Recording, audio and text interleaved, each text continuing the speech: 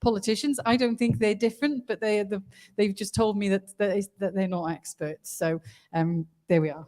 I am clueless. So I was just talking to Ed, who is the CEO of the National Oceanography Centre, and I just was recalling my first job in my sandwich year at university was doing press for NERC and the oceanographic centres around the UK. And my first ever job, or one of my first jobs in my first job, it was their 25th anniversary, and I had to get an iceberg from the Antarctic to Swansea University to a drinks reception so that we could have ice in our drinks. So that's how long ago my first job was, I think, is probably the message from our story. So should anyone need any Antarctic ice for their drinks, I'm the person to talk to. So, okay, so it may be floating towards us. We may not need to, unfortunately. So we'll find out more, I'm sure, about where the Antarctic ice is going and where the water is. So the order that we're going to take things, I don't know. Let's begin with, I'm going to start with Rosie Duffield, who is a member of the EFRA Select Committee. Thank you. Do you want me to stand up, or? It's up to you, however your brain works better, but use the mic. Okay, thank you. Thanks so much for inviting me, Melanie and Sarah, and I definitely feel very out of my depth, excuse the pun, amongst these amazing experts, but it's something that MPs should all know about and should do our best to learn about if we don't. So I've just written a few words, but MPs start most of our speeches by saying thank you for the opportunity to speak on such an important issue, but few issues have such importance globally as rising sea levels. Along with food security, climate change should unite us all as human beings and as a planet, the only one that we've currently got available to inhabit. But of course, local, national and international politics have to constantly be negotiated, managed and navigated if we are to reach agreement on how to tackle this crisis. We use the word crisis all the time in politics. Crisis, energy crisis, cost of living crisis, crisis at number 10. But all of these things are serious. This is the most serious and it really needs to be tackled, and it is a crisis. It's a crisis that affects every sea and ocean in our world, can cause harm to our planet on a scale that most of us cannot imagine. When we hear that average temperatures are rising by 1 degree every 100 years, or 1.3 millimeters a year, starting from, it sounds minuscule, doesn't it? 1.3 millimeters. But of course, we're not starting from year zero. The effects of climate change have been happening for so many years. 100 years at that rate of 1.3 millimeters would equate to 100 centimeters, and 300 years, and you've got the length of a ruler. That sounds much more scary, but when we factor in that rate of 1.3 millimeters was only up until the start of the 20th century, things get much scarier still. From 2006 to 2018, our sea levels were rising at a growth of 3.7 millimeters per year. And the speed at which we're witnessing these effects isn't stabilizing or slowing down. Far from it. The acceleration rate is simply not sustainable. Not for our ecosystems, not for sea creatures, our coastal towns and villages, or for our wider environment. One obvious example is Pakistan, of course. We've all seen the horrific footage of almost a third of the country being underwater.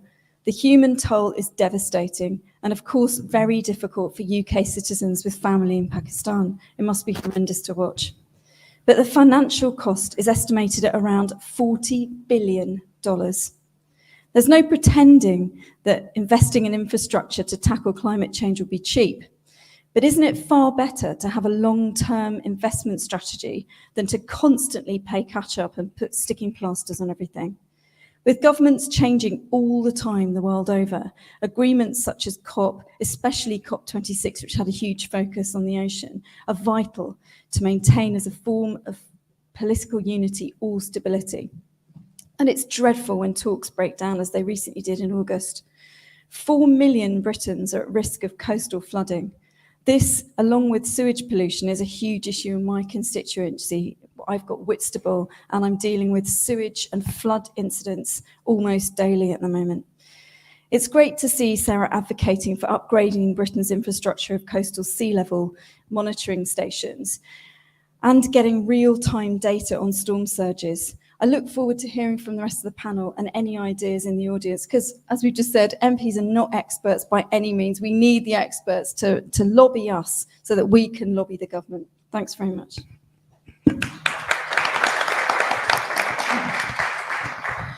Thanks, Rosie.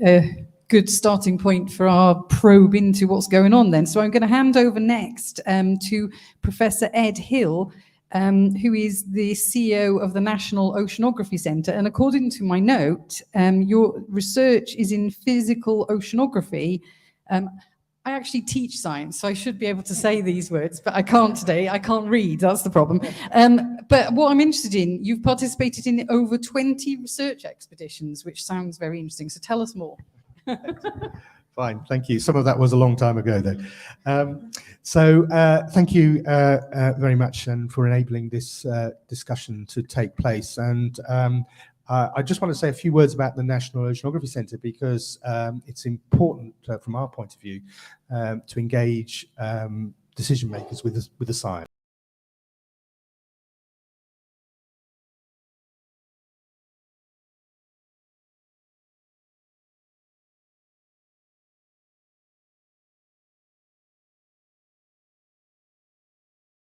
Level researchers in the world, and some of them are right here in Liverpool, so I thought you should know that. Actually, Liverpool has got a very interesting history when it comes to sea level. Some of the very first long-term measurements of sea level were begun here, in fact by the dockmaster William Hutchinson, starting in 1764. He went out for no apparent reason, measuring the high waters, and did that for 30 years. And it makes actually the sea level record at Liverpool one of the longest in the world. In fact, the second longest tidal record in the world. So why is sea level important? Sea level, there are a number of things that we just know about sea level. Firstly, it is rising. And we know the cause of the rising sea level. It is, since at least 1970, can be attributed to increased greenhouse gas emissions and warming.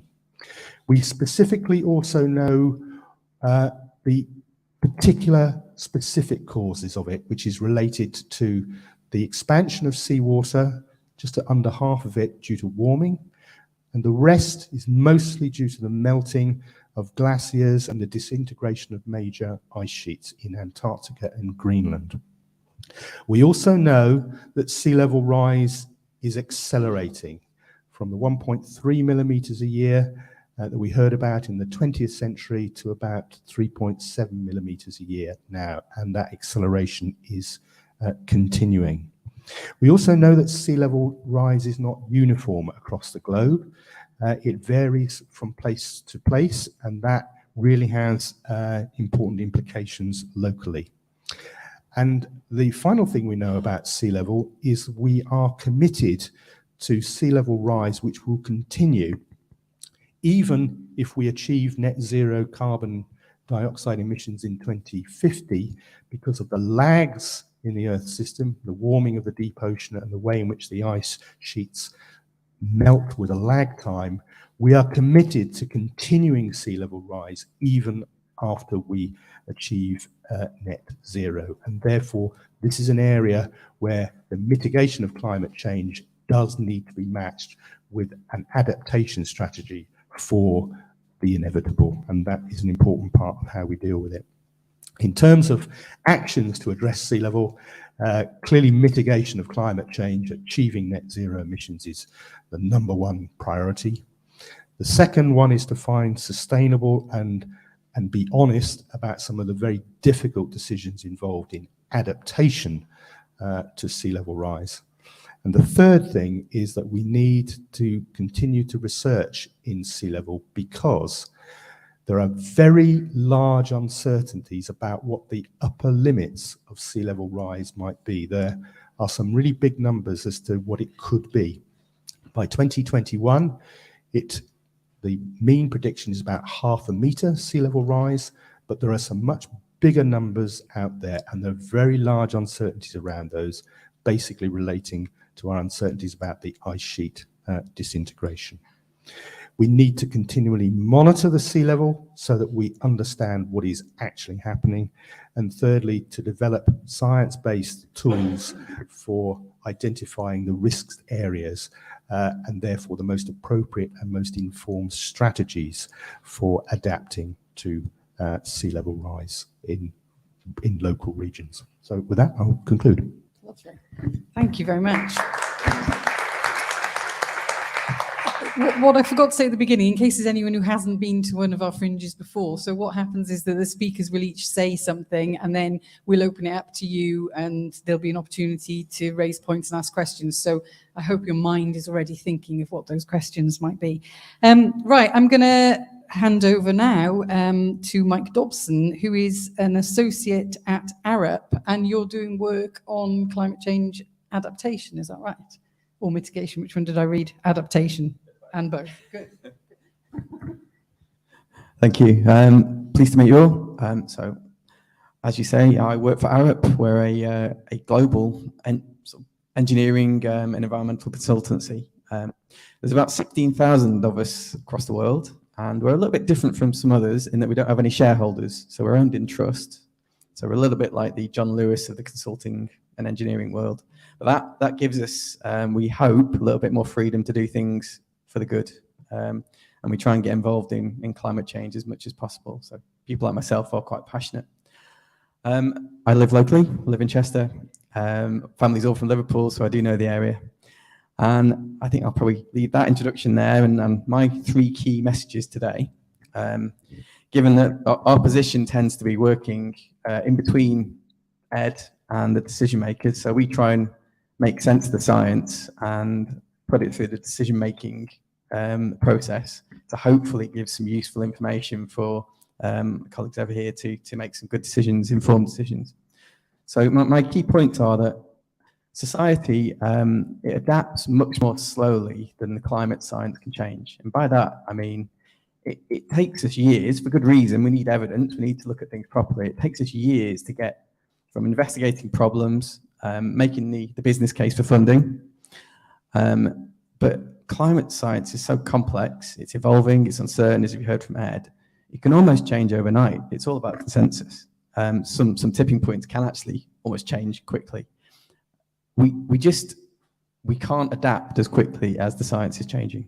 So we just need to make sure that we are flexible in our planning, our preparation, our response in the future. I think we need to communicate risks better to communities so they're fully aware of what's going on.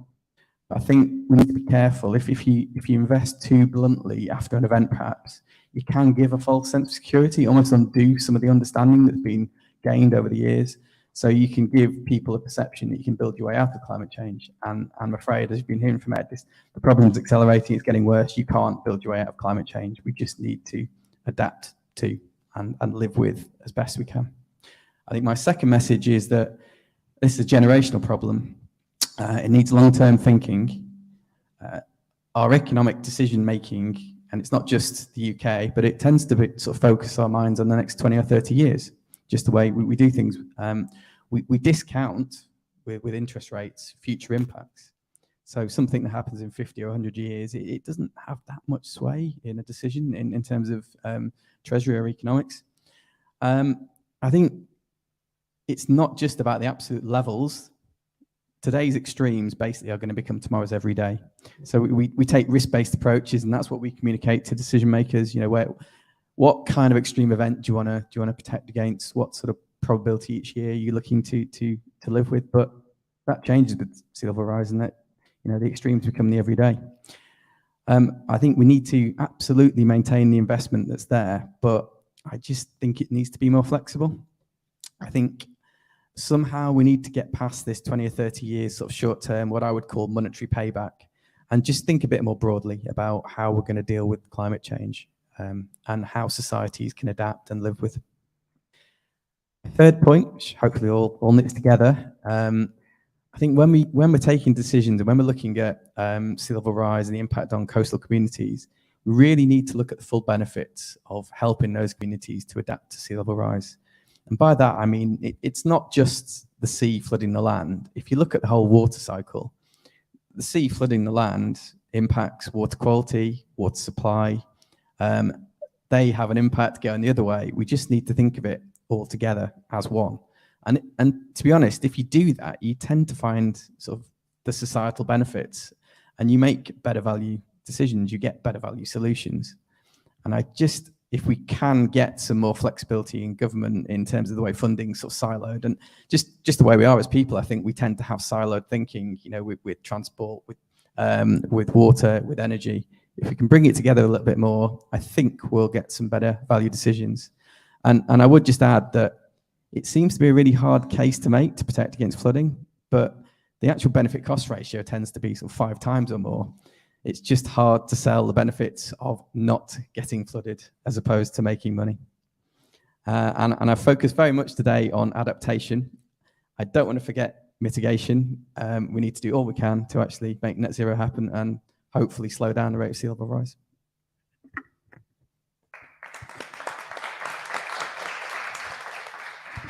Thank you. That was very clear for us. Now, Alex, I'm going to hand over now to Alex Sobel, MP, who's the Shadow Minister for Nature, Water and Flooding, but also you're chair of the SERA Parliamentary Network and a long-standing SERA executive member. So, you've got your mic as well. Go for it. Yes, as a SERA exec member, I'm prepared. Always prepared. That is our motto. Well, it's not actually, but one of the most frustrating things about being a shadow minister is when the big events come along, you don't get to sit in the seat internationally. The minister gets to go and sit in the seat, and quite often the minister doesn't go and sit in the seat. The civil servant goes and sits in the seat, and we have major global conferences now, not just annually, but through each year, where the UK either fails to live up to its ambition or doesn't send a high enough profile member of the government to undertake negotiations. If we think back to COP15 in Copenhagen, those talks were about to collapse. They only survived because Ed Miliband, who was Secretary of State at the time, returned to the talks, spent all night getting people together to get a binding agreement at COP15. Obviously, it wasn't enough. Neither was the Paris COP, and neither was the COP in Glasgow. But all the time was progress made. But the climate COP isn't the only game in town on this, and it's not. It may be the most high profile, the most important, but not the only one. Yesterday, we had an event on biodiversity where we talked about COP15, the nature COP. Because I just talked about COP15 Copenhagen. This COP15 is going to be in Montreal, nature in December. But just last month, we had the UN Ocean Treaty talks. The high ambition countries, including the UK, went into those talks trying to get a binding agreement to deliver ocean sanctuaries covering 30% of the world's oceans. What happened in those talks, which concluded, I think, on the 27th of August, Ed might know better than me the exact dates, they collapsed. And they collapsed not because there was a lack of will, because the high ambition countries, including the UK, did not put forward sufficient finance to support the developing countries. There's a lack of trust and a lack of financial will from the EU, from the UK, from the US and other donor countries. And last year at COP26 in Glasgow, I spoke to the Speaker of the Tuvalu Parliament, and the sort of Polynesian, Melanesian, Micronesian islands are the ones most at risk of disappearing altogether and having complete displacement of their populations due to rising sea levels. Tuvalu, for 10 years, have had donor finance in place to build a seawall. If you lived in Holland and your coastal village was at risk of going to the sea, and you had finance from the Dutch government in 10 years, you'd have had the seawall 5 years ago, probably, possibly even earlier. But the Tuvalans haven't had their seawall delivered because donor countries, consultants are arguing with each other about the best way to deliver a seawall and not delivering the seawall. So you can understand countries like that having a lack of trust. And then when the finance isn't even offered, the talk's collapsing. That's why we need a Labour government. So instead of having either diplomat, as good as the British diplomats are, but they cannot change policy, or a Tory minister who doesn't want to spend money on supporting countries that are going to disappear, we need a Labour minister sat in that seat, preferably me, doing that negotiation. So, you know, we've got, again, they're going to have to reconvene these UN Ocean Treaty talks, and we're going to have the COP15 on nature in Montreal, which I'm hoping possibly to attend, although I don't think it'll be as the minister quite by December this year. Although you never know, maybe Liz Truss called an election tomorrow or next week at Tory Party conference, and then I might just make it, might just enough time to have an election and then go to Montreal. But let's not get ahead of ourselves. But just I think literally now we're going to have an announcement about an £8 billion sovereign wealth fund for the climate, and that will include both adaptation and mitigation measures, and that's exactly the level of commitment that Labour's going to bring to the table. £28 billion a year climate innovation package. That isn't just about measures here. That is about our global commitments. That's about the Blue Belt, British Overseas Territories, and also supporting international treaty negotiations. So, as you know, as everybody said, particularly Ed, we are in a decisive period. This decade is the decade that's going to decide whether we win the fight against climate and environmental breakdown. The climate and ecological emergency interact with each other seamlessly. So with change in one, reinforcing change in the other. Global heating is melting the ice caps, which changes ocean salinity and temperature, which affects the role in the global carbon cycle, the microorganisms found in the ocean, which leads to more global heating and more depleted marine life. And the circle and the cycle goes and extrapolates as we go on. And that's what will lead to the breakdown of both our oceans and our climate. We're not on track, as I said, to meet any of our goals, including the ones set out in Paris. Recent UN analysis indicate the current climate pledge will only achieve emission reductions of 1% by the end of this critical decade, not the 45% required. The government must, well, we've seen them completely abandon this agenda, but they mustn't. They must continue to strain every sinew to keep 1.5 alive. That's what Alex Sharma kept saying last year in Glasgow. He's still the president of COP. The government is still committed to this agenda in words, if not in deeds. But we also must reach the goal fairly. As COP president, the UK must ensure that the big polluters are doing their fair share, and developing countries who are most vulnerable to and least responsible for climate breakdown are properly supported, as said, with adaptation, but also loss and damage measures, as well as greater financial assistance. This climate and ecological emergency is, as you can see from this conference, Labour's top priority. Climate action and biodiversity loss are mutually reinforcing. My role, Shadow Minister for Nature, is to ensure that on land and on sea, we are ensuring that we're not getting catastrophic loss in biodiversity. Globally, salt marsh and seagrass beds alone construct 450 million tonnes of CO2 a year, almost half the emissions of the entire global transport industry. Rewilding these key marine ecosystems could lock up 1.83 billion tonnes of carbon every year, 5% of the savings needed globally. In Britain, coastal waters store an estimated 205 million tonnes of carbon. A sustained programme of ocean rewild must be part of any plan to tackle the climate emergency and will form part of Labour's climate innovation package. But it's barely talked about in public policy by this government. When protected, our natural habitats not only soak up carbon, but also offset the worst effects of climate breakdown. Wetlands, mangroves, forests can all reduce flooding, prevent coastal erosion, improve people's health and well-being, sustain ecosystems, maintain healthy soils, clean water, and the pollinators needed for our crops. The UK should be leading the way on tech and green innovation, as well as these natural solutions to climate emergency, creating stable and secure jobs for all, for example, through Labour's proposal for a new national nature service. Thank you. Thank you, Alex. So I've heard quite a few reasons why we need an election soon over the past few days, like the cost of living crisis and so forth. But getting you to the COP meeting sounds like the most persuasive one. So I think you're going to have to work on that. Okay, so it's over to you now. Time for questions or comments from the floor. So we've got a microphone. So we've got a question at the front. Oh, you want this one? We've got a microphone and I can't hear it. So there's a question here. Oh, right. Have I got a question at the back? Hi, thanks, guys. Just 2 quick points. I was thinking when I was looking just a bit researching before I came to the event, and they were talking, excuse me, one of the solutions they're talking about was physical resilience, such as barriers near seaside towns.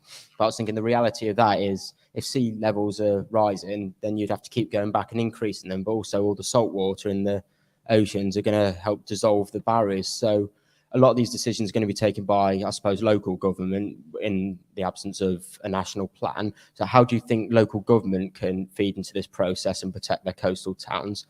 And also, you talk about flooding, and obviously that affects infrastructure, but you also have the opposite, not from rising sea levels, but after droughts. The ground then hardens, so as soon as there's a little bit of rainfall, that then causes flooding. How do you think government can help to actually protect our ground and make sure it is resilient as best as it can for a natural resource when this sort of weather is going to become more normal? So was this something back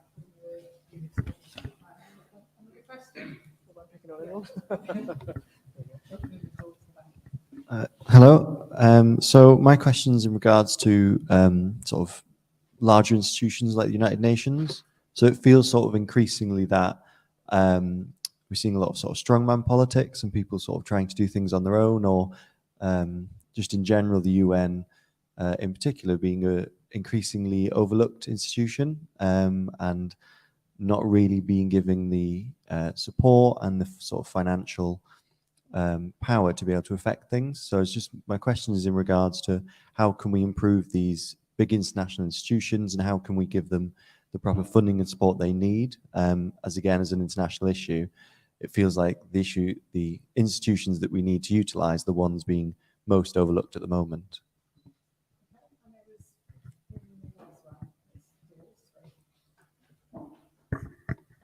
Hello, I'm James Hewitt, a long-standing member of SERA.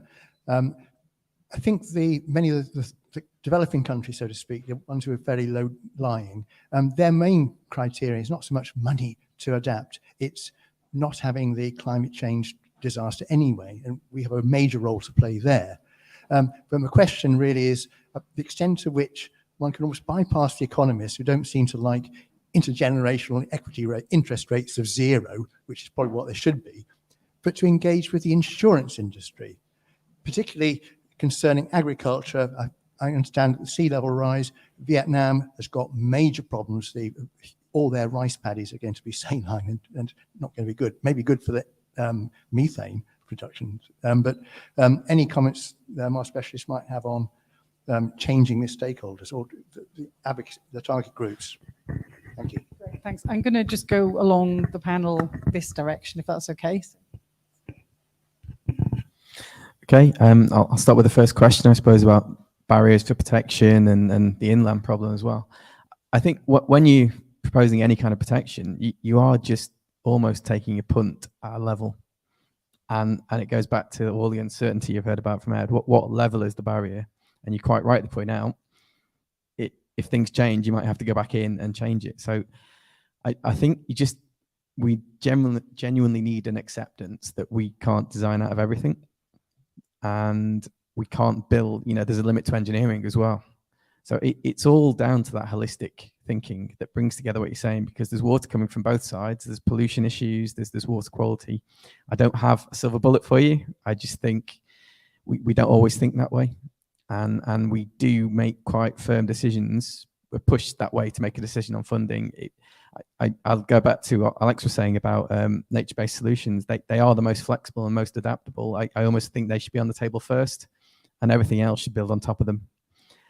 I don't know if that's a good enough answer for that. I can't be more specific, but I think local authorities perhaps can help enable that. They know their resources locally. They know what the people want, need. They can actually help make it more equitable for the communities. I'll probably hand over to Ed there. I haven't answered all of them. To be honest, the longer term decisions completely support what you're saying. It's a tough call to make that happen, but we've got to try our best. Thank you. Just in terms of the seawalls issue, there are many sort of different approaches to adaptation, and they're very very local in many ways. So there's no single answer.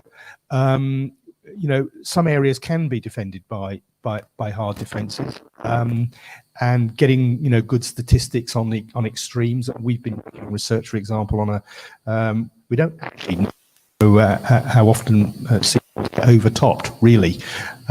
So we've developed quite a clever technique for doing that, which and those statistics will help with the design. There are, you know, soft defences. A lot of talk about salt marshes, but, you know, some of these natural habitats are actually very, very good at flood protection, and so looking to those for the combined benefits is important. Some of these methods, though, are ultimately just going to defer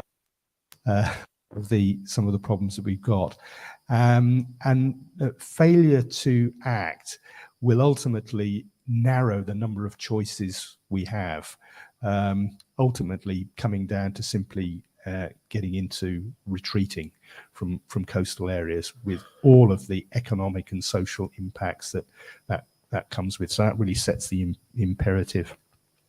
In terms of the large institutions, I won't comment on the specifics, but this is clearly a global problem requiring global solutions and integrated approaches to these solutions.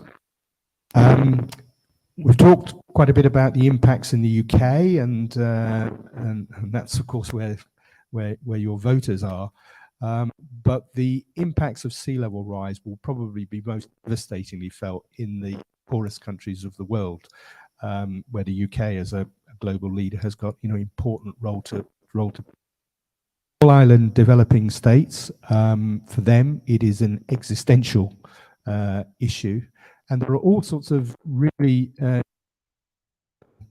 consequences in the meantime. For example, the boundaries of exclusive economic zones of island states, which are archipelagos of large numbers of islands, those territorial boundaries can change very dramatically if just one or two of those islands are removed, and with all sorts of geopolitical consequences about changing sea boundaries. So there is an issue. And so I think I'll leave it there. But these impacts on developing countries are very important, and they are all connected. Sea level rise impacts in countries far away, when we have integrated global supply chain networks, for example, are felt here in the UK. So this is a horribly complicated, long-term, whole system problem, which needs an approach to decision making which governments and the structures of government are not traditionally well organized to deal with. Thank you, Alex. Thank you. Those are three really good questions, and I'll try and respond to all of them. I'll come to the UN last, because that's probably won't fully, because we could probably spend all day just on that, to be honest. But in terms of the first one about the need for barriers, there are quite a number of UK coastal towns and cities that are under risk, and there's a number of ones globally that are really well known. So Miami and Venice are the two that really come to mind that are at risk. One, Miami, partly because of heritage, but mainly because it's very largely populated, in Venice because of the heritage. Not many people actually live in Venice anymore. But in the UK, probably the one which is maybe the best one to think about is Hull, and the one I know best, because Hull is at risk of fluvial, pluvial, and coastal flooding. And if we carry on in the projected way we are carrying on, in 50 years, the people of Hull will need to live somewhere else because Hull won't exist. And that's it's a major city, 200,000 or so people. And the city and people within it are struggling for solutions. So, one thing that's been proposed is a lagoon, but again, that will have issues further up the Humber estuary for marine life and birds. So there's a biodiversity issue there. There are a number of other solutions. Clearly, and this comes to James' point, clearly the best thing is that we can just mitigate everything very quickly and we don't see the rise in the sea level. But I think it would be irresponsible, particularly, as the UK is one of only a number of global players, to say, well, actually what we'll do is just put all our eggs in the mitigation basket and we won't bother with any adaptation and just hope that, that we'll resolve climate change. I think we have to do both. That's the responsible thing to do, and look at the places most at risk and start the adaptation work there. And if some of those adaptation measures are not needed in as quite an acute way down the line because we've done better than we thought we were going to do, then, that's life. But I think in terms of the insurance industry, coming around to the insurance industry, before I finish, wheel back round, the insurance industry was one of the first industries really to understand climate change and climate risk. And when I was on the council and first became an MP, when you went to things apart from the NGOs, the main private sector people there were from the insurance industry because they understood the risk to them. So I think the other industries need to catch up to where the insurance industry is.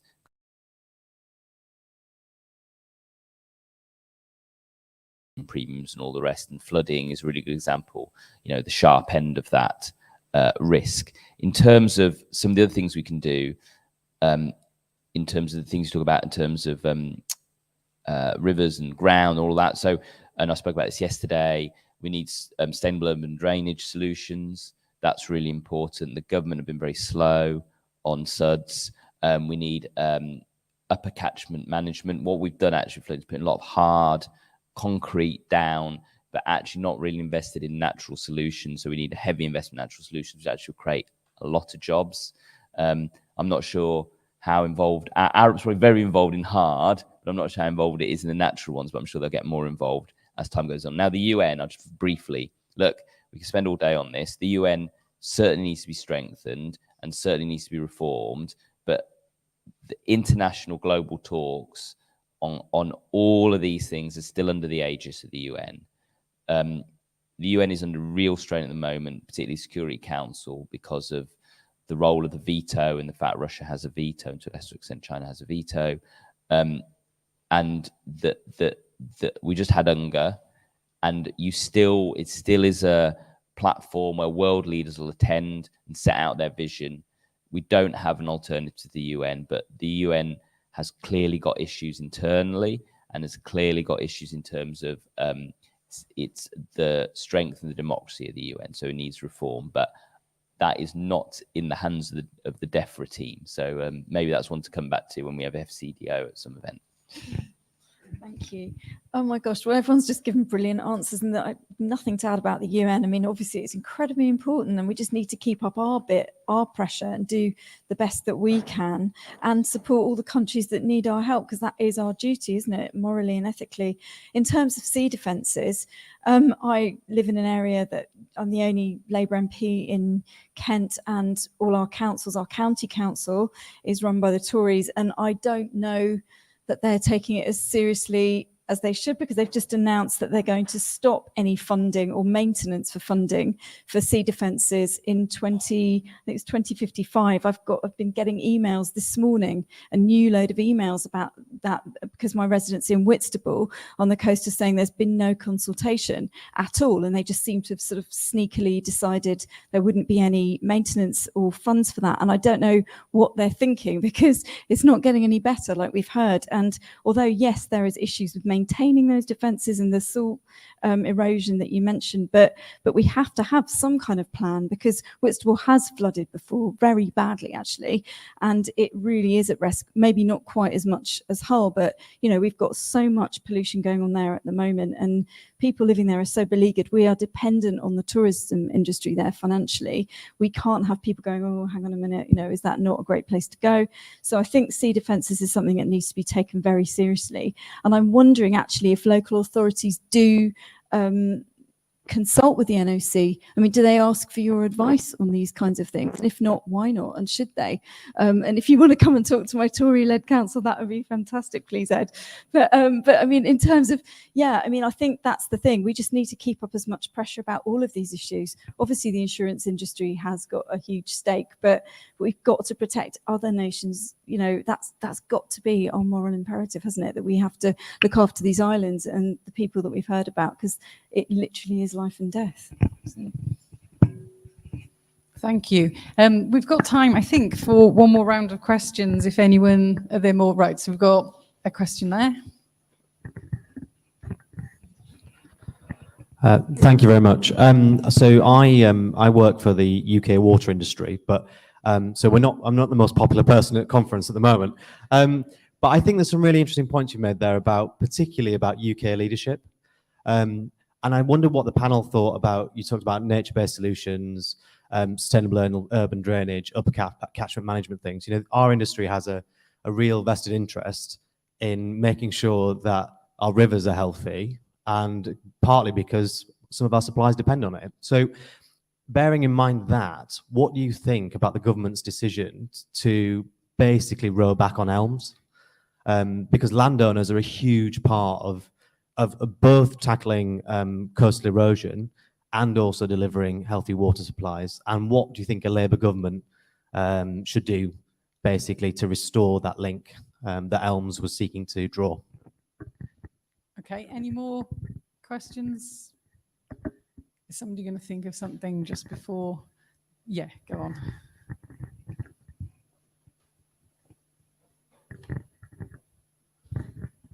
Hi, my name's Councillor John Savage.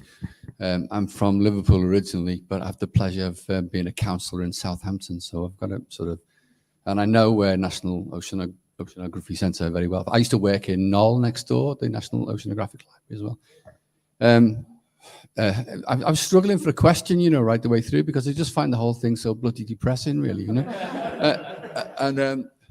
And I was trying to work out, you know, whether or not, you know, some of the issues around water quality, for example, would have a negative impact on the natural environment that we could be maybe sustaining, hopefully, to prevent some of the problems of going underwater in a couple of years' time.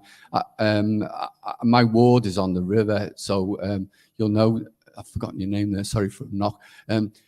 St. Denny's, you know, just up the road, and we've got, you know, Southern Water, who I think they put sewerage into the water 292 hours last year, you know, and it's absolutely awful. If we can try to solve the problems of some of the issues to do with the pollution, and I know it's not just sewerage, it's also runoff from agriculture and a whole lot of other things. You know, is that something that we could be looking at to sustain a natural defence? Or is that just me having wishful thinking, struggling to come up with a decent idea? By the way, I'm due to be chairing the scrutiny inquiry into the River Itchen condition that's coming up on the 6th of October. And I think I'm speaking to some of your guys from Knock anyway. So what's the upside? Where are we going with this? You know, it's very, very difficult as a councillor thinking about what's going to be happening when we can't have an impact on, I don't know, fossil fuels in China. You know, it's just an impossible situation, really, you know. Great, right. So if there are no more questions, what we're going to do is talk about those two, and maybe I've just spotted that somebody's given me a list of questions, and so I will pick one of those. And so perhaps the panel can so answer some of those questions, but also give us a thought. So one question I've got here is, if there's one thing a future Labour government could do in relation to sea level rise, what would it be? So just the one key thing that you want to see a Labour government do, and you won't be held to it, Alex. Well, you will be, but you can. My you can, one, I definitely will be. Yes, yes. Okay. So which way shall I go? I will start. I will work this way, if that's okay. I'll start. Thank you. I'll try and give a bit of hope. Just responding to the question from the UK water industry about the elms and natural solutions generally.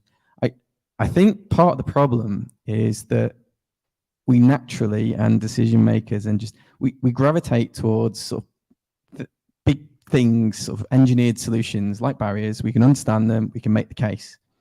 Natural solutions are just dispersed. They're small, but there's so many of them. And I think Alex said, you know, if you put them all together, the jobs associated with them must be mind-blowing. But one thing we've been doing, and this is, I suppose, a bit of a pitch for out, but it's actually a bit of hope, that I think digital hasn't been mentioned today. And actually that's key to getting the evidence of what the potential is of natural solutions. Up in the catchments to actually slow the water down, to improve the water quality, to show what's there and actually make something investable and put it to the people that have the money, which I think could be key to solving some of the issues you're talking about. And it has a role at the coast as well, because you're slowing down the pollution going out. You can also identify all the natural solutions and quantify them, which is the important thing at the coast. So we've started to look at this sort of UK wide, maybe next to the world, but it's possible. And I think if you scale this up, you could put together quite a good evidence package to actually reverse some of this and make some decisions. Well, picking up that theme, it is too easy to become overwhelmingly depressed about the situation. I think we do need to look, you know, positive side in terms of solutions. This is a very serious problem, climate change, but it's not an impossible problem to solve. This is solvable with the right levels of political will and with technological innovation, which is about decarbonizing the energy system, the transportation systems, and so forth. We know what the problem is, and we do know how to solve it. So we should remain optimistic and press for that. One thing I would advocate for, though, and you probably expect me to say this as somebody who runs a science organization, is for continued investment in the science and research. For this, I've talked about some of the very large uncertainties, which are about ice sheet disintegration. It's really important to get a grip of this. You know, what is the actual scale of the upper level that we could be dealing with? Mitigation, climate mitigation, is absolute number one priority. That is the route one to getting on top of this. Sea level in particular is a particularly difficult subset of the climate problem because of the so-called climate commitment. So even if we get, on our best trajectories, net zero 2050 and so forth, we are talking about a meter sea level rise by 2030. By 2300. That's where we're going. So not getting on top of that means that problem is bigger. That's as bad as it gets. Is a meter by 2300 on our best scenario. We do need more evidence, really, to get at the basis of what those uncertainties are. Secondly, to actually get a real handle on what the specific risks are in particular locations to particular infrastructures under the different scenarios. Given the uncertainty, we need to work with scenarios and to understand when particular mitigation strategies may become non-viable and we have to flip into different strategies. So that evidence base is absolutely crucial. And we do need, and I'll come back to this business of UK leadership, we do need to continue to monitor sea level rise globally and locally, both as we do from satellites, but also from ground-based measurements at local sea level stations. And this is for two reasons. Firstly, I've heard some people, including some scientists, say, well, we don't need to monitor this stuff anymore because we know we've got climate change going on. We know it's going to be bad. So why do we need more data to tell us what we already know? Well, there's two reasons we need for that. One is to deal with the uncertainties. We also know that the climate system is not always just a slow, progressive thing. There are tipping points in the system, and we need to be alert to where those are when changes can happen rapidly. So we need to know that. And we need to be able to design solutions for which we need informed data to do that. But the second broad reason why I think we need to continue to collect high accuracy data relating to sea level is that there are some very, very tough choices facing us in terms of relocating people potentially and so forth. Those people are not going to be happy about that. They will find voices, including political voices, populist voices, who, when those difficult decisions really come on, the first line will be to question the science, to question the data. You know, is this really happening? It is the first thing that will happen. And it is absolutely essential to continue to investing in the basic data that underpins everything that we do here, including providing the evidence needed to rough out the very tough decisions that are inevitably going to be made. The UK has been a leader in global sea level science. It is not setting at the moment an exemplary example in terms of monitoring sea level around its own coastlines.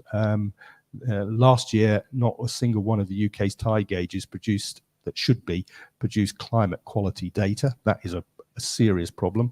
And we need to be contributing to the global efforts to continue to keep track of sea level change by the global network of sensors. So we need to be pulling our weight as a global leader in terms of doing that, because the evidence is absolutely crucial to underpinning everything we do, including some of the tougher decisions that are coming down the line. Thank you. Alex. Yes, great. So I'm gonna talk respond to two of those. So first of all, to our colleague in the water industry, our rivers are under threat from quite a number of different sources, and you know, we actually have a unique ecosystem of chalk streams which are under real threat. And one of those threats absolutely is chemical runoff from farms, phosphates. We talked about this yesterday in the biodiversity fringe about algal bloom, and that's partly about rising temperatures, but without the phosphate runoff from farms, that wouldn't be happening just with rising temperatures. But you know, it's not just the farmers. This is actually very frustrating for me. So every time you talk to an agency, a group, a business, it's like one that Spider-Man meme where they're all pointing at each other. Yeah. Oh, it's not us, it's them. You know, when you talk to the EA, yeah, when you talk to the EA, it's like, oh, it's not us, it's them. We talk to industry, it's not us, it's them. We talk to the farmers, no, it's not us, it's them. But actually, it's everybody. And so everybody needs to be, you know, undertaking every single piece of action. So, you know, sewage runoff is a big issue.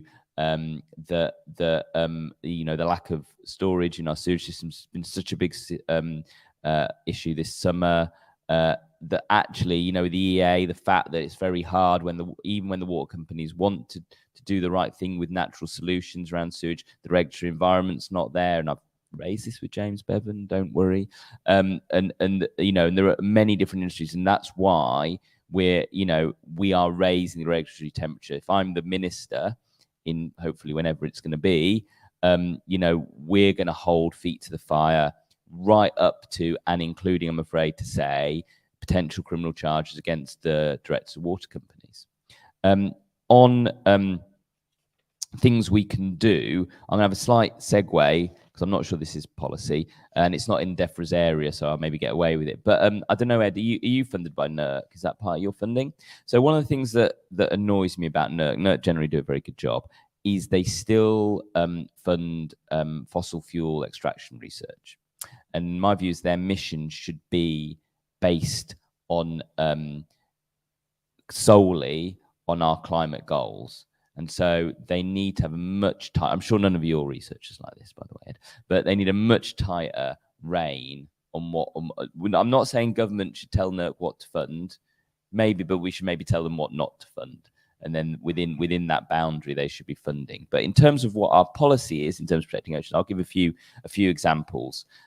Labour won't permit the expansion of marine extraction or planning arrangements. Labour will not permit expansion marine extraction or dredging industries in the North Sea.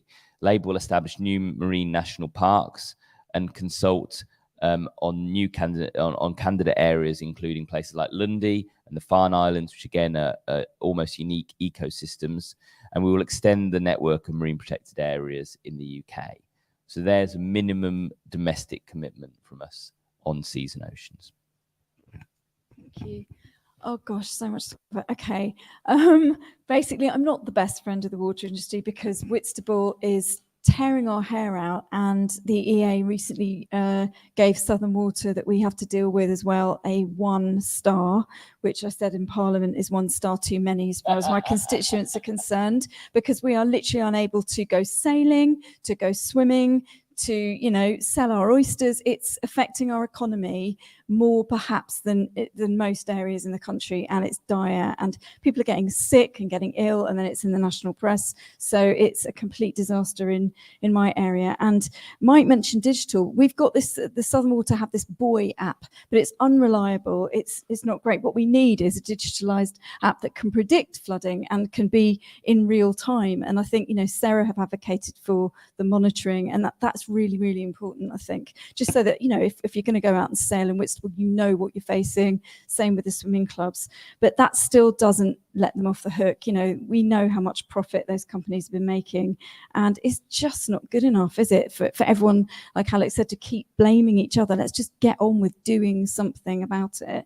And in terms of farmers and the ELM scheme, oh my God, obviously on the EFRA committee, we have been dealing with what's going on with ELMs for a really long time, and it's been really clunky. Farmers have been left not knowing exactly what they're going to have to do. And you know, I've also, as well as a coastal area, I'm the only Labour MP in England left with the most rural seats. So I've got farms and farmers and lots of villages. And our farmers have been basically made to be public enemy #1 in recent years, with the world going vegan more and more and talking about runoff and effluent and all of that. They feel so much pressure to adapt and to change, and so they should. But farmers in my area are trying really hard to be organic, to be kind of up to date. Sometimes they get a new set of directives from the government and are expected to adapt overnight to kind of new directives and things, and they're trying really hard. The ELM scheme doesn't need to be rolled back. It just needs to be explained in a more clear way, give farmers more time to adapt, and, you know, it could be really good. More and more are signing up and know, you know, it looks like it was going in the right direction. We only had a panel on it about 2 weeks ago, the committee. So I hope it doesn't get seriously cut back. But I think we need to think about farmers trying to do their best, and the government needs to help them. So they also need to give the Environment Agency more teeth. So much needs to be done, and it's really good to hear that you know, when we get into government in a couple of years, we'll be doing more on this and putting our money where our mouth is. So thanks, Alex, for that. Great. Well, thank you all to the panel for great discussion and points and really enlightening talks. A couple of things that remain to be said before we finish the meeting, because I have not said it earlier. Firstly, huge thanks to the National Oceanography Centre for supporting us to do this event. As I say, in all the meetings, SERA is a membership organisation, and everything we do relies entirely upon the donation of members or from help from outside organisations. So this wouldn't have happened without that support. If you aren't a member, we've we've gone very high tech, and you'll find a little business card on either your chair or the one next to you. You can scan the QR code and it will take you straight to the membership page on the SERA website where you can join up right this second. So I would encourage you to do that if you're not a member already. It's a bargain for however much it costs. Apart from that, thank you all. Don't forget, we've got events in this venue throughout today and tomorrow. We've got our big rally at 6 o'clock tonight and a drinks reception at, I think, 7:30 or maybe 8, I can't remember, 7:30.